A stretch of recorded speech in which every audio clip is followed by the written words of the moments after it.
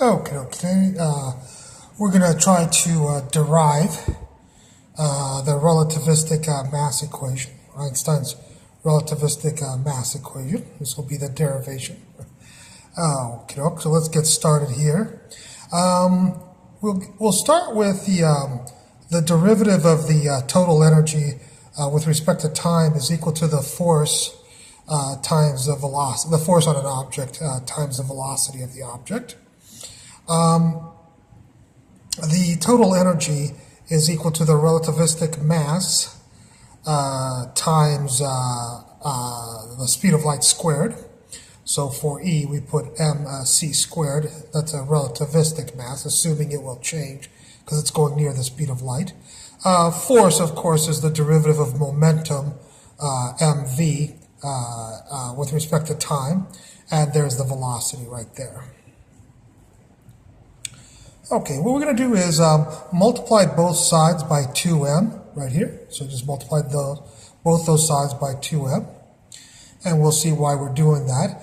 The reason why is because if we do that, we can rewrite this as the derivative of mc squared. If you take the derivative of this with respect to time, you'll get this right here. The derivative of this is 2mc times, that's the derivative of the outside, times the derivative of the inside using the chain rule. So the derivative of this is that. We can rewrite this side as this derivative right here, because the derivative of this, of course, is 2mv, which is right here, times the derivative of the inside, which is right there. So the derivative of this is equal to this, and the derivative of this is equal to this, so that means you can rewrite this as this. Okay? We'll take the integral of both sides, and of course the integral with respect to time will cancel out the derivatives. And it'll also add a constant right there. So we'll just get mc squared right there, no derivative, mv squared, m squared v squared right here, m squared c squared right here, and we'll just put the constant on this side. We could put it on either one, it doesn't matter. We'll notice the obvious initial condition is that when the velocity of a particle is equal to 0, the mass, the relativistic mass, will be just the rest mass right there. All right? So we'll plug these two into this equation right here. And for the m's, we'll get m sub zeros, just like over here. And for the velocity, we'll get 0. Everything else is the same. And if we solve for the constant, the integration constant, we'll get m0 squared c squared.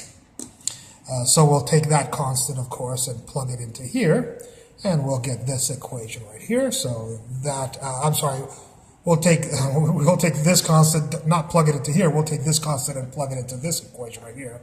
This was the initial value equation. This is the original equation. So we'll take this, these two people for C and plug them right into here, and then we'll get this right here. All right. The rest is going to be just algebra. We'll scoot this over, take the m squared out, the relativistic mass out. Of course, m0 is the rest mass, m is the relativistic mass. And I decided to show a lot of this stuff since I had room, and this is kind of a short lecture. Of course, we'll divide this out and take the square root of both sides. Square root of that is that, square root of this is this, square root of that is this. And there's the m right there if you solve for it. And then we'll divide by 1 over c and 1 over c on the top and bottom here, and we'll get this. And this is the relativistic mass equation. Oh, that was a short lecture. I hope you enjoyed it. I look forward to any comments at the bottom. Thank you very much.